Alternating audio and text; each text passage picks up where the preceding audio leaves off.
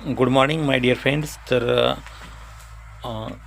खरीप 2024च्या सोयाबीनचा जो पीक विमा काही शेतकऱ्यांनी म्हणजे ज्या शेतकऱ्यांनी भरला होता तर त्या पीक विम्याला म्हणजे वाटपास मंजुरी मिळालेली आहे. ज्या शेतकऱ्यांचे क्लेम दाखल केले होते शेतकऱ्यांनी आपल्या सोयाबीन पिकाचं, तर त्यासाठी हा पीक विमा मिळणार आहे.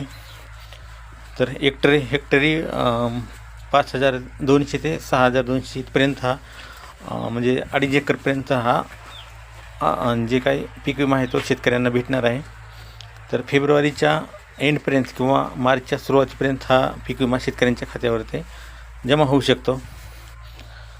बऱ्याच कालावधीनंतर हा विमा भेटत आहे, परंतु मिळालेली रक्कम ही अतिशय अल्प आहे.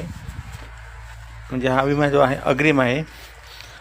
आणि आशा करूयात की जो काही गेल्या वर्षीचा 2022 2023 खरीप आणि रब्बीचा जो काही विमा आहे त्याला पण असंच लवकरात लवकर म्हणजे त्याची दखल घेतली जाईल त्या विम्याची.